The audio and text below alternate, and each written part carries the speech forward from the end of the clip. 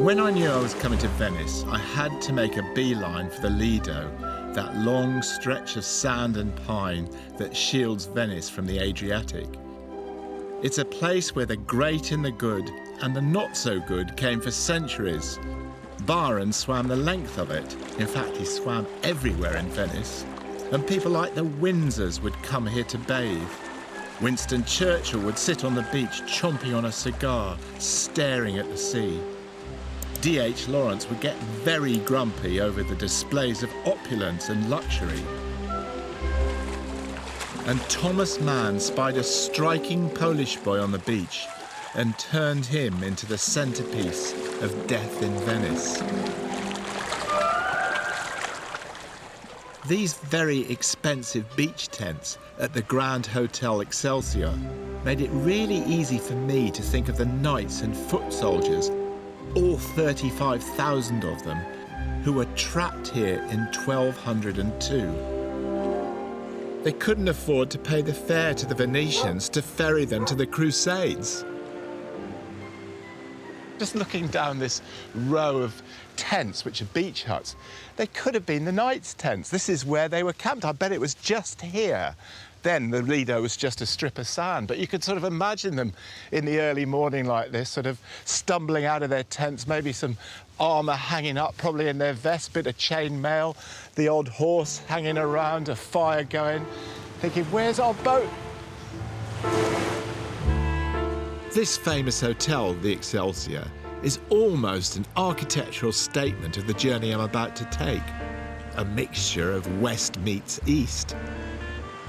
It was here I met up with Robin Saikia, a British writer who, like many before him, fell in love with Venice and the Lido in particular.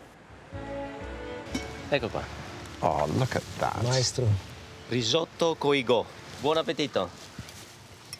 Well, I know about this dish because it's made with little gobies, which are the sort of things little boys catch in rock pools back in Padstow. It is very typical of Venetian cooking. It's just quite sort of lowly ingredient. They never overdo it. Very, very simple. Never more than 2 or 3 ingredients. The result is always fantastic. Tell me about the Lido.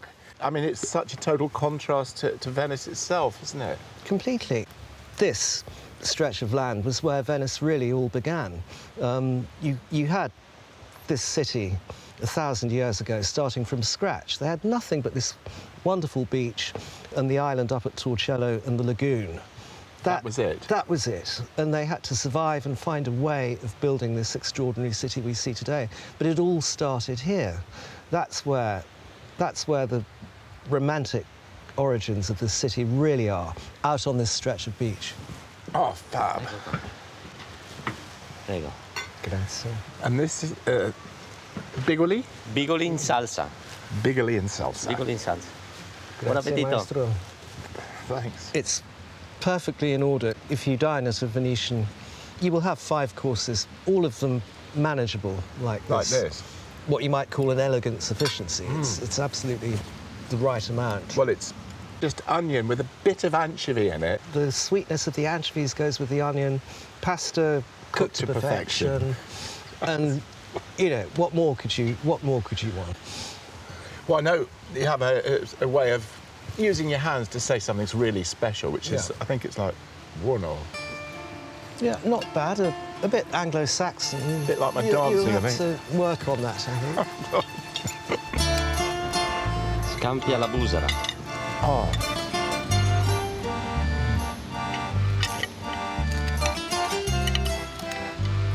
Oh, that looks good. Look at that. Wow. Fritto misto. Oh, great. Buon appetito. Grazie, maestro. This looks fab. I just love your book about the Lido. Just tell me how you came to write it and just the way you found the Lido in the first place. Yeah, well, I used to come here as a kid when I was so high, but I was here on a school trip when I was about 15, and there were 10 of us. 2 of us got left behind after the trip finished, and we were staying over at the Seguso. Our art master said, there are 3 things I don't want you to do. don't go to Harry's bar, don't drink grappa, and don't go to the Lido, because you'll be picked up and you'll end up dead in a swimming pool somewhere by Lake Garda. So anyway, that night, we went down to Harry's, drank a bucket full of grappa, came over, met a group of other young guys, piled into a car, down to Alberoni, on the beach, spent all night drinking wine and cooking fish on a wood fire on the beach. Great. And at that moment, I suddenly realised that there was this sort of unbuttoned paradise of a beach out here, only 15 minutes away from this museum city. So for me, it's a very romantic and very resonant place.